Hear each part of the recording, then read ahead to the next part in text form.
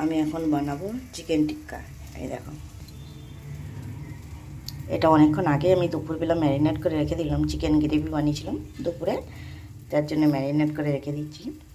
আমাদের আদা রসুনের পেস্ট, তারপরে তেলের মধ্যে বেসন দিয়ে বেসনটাকে ভেজে নিয়েছি, গোলমরিচ, হলদি, লঙ্কা গুঁড়ো, ধনিয়া গুঁড়ো, অনেক কিছু দিয়েছি, দিয়ে এটা ম্যারিনেট করে নিয়েছি।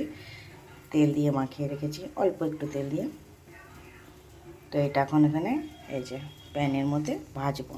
সব হালকা অল্প করে তেল দেবো।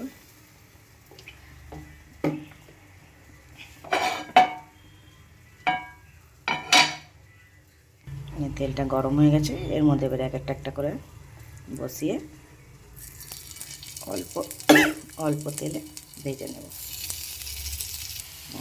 সব দিয়ে দিয়েছি অল্প তেলের মধ্যে। এবারে এটা হবে, এটা এবারে একটা ঢাকা দিয়ে দেবো। এবারে আস্তে আস্তে হোক। এবারে এটাকে খুলে দেখি কতটা হয়েছে। ওয়াও, কি সুন্দর গন্ধ উঠছে। এটাকে একটু পাল্টে দিই। কি সুন্দর হয়েছে, দেখো কতটা তেল বেরিয়েছে।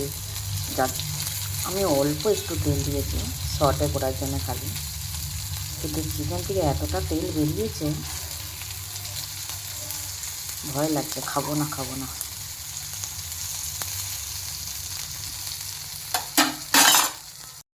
এই দেখো আমার কমপ্লিট হয়ে গেছে। চলো খাওয়া যাবে, ডিনারটা করে নিই। আমি তো তাড়াতাড়ি ডিনার করে নিই, আমি 7টার মধ্যে ডিনার করে নিই। আজ তো তাই 7টার উপরে হয়ে গেছে। আমার ডিনার রেডি। আজকে বানিয়েছি তো পোহা বানিয়েছি, একটু পোহা খাওয়ার ইচ্ছা হচ্ছিলো তাই পোহাটা বানিয়েছি। পোহা আর এই চিকেন টিক্কা। চলো ডিনারটা করে নিই।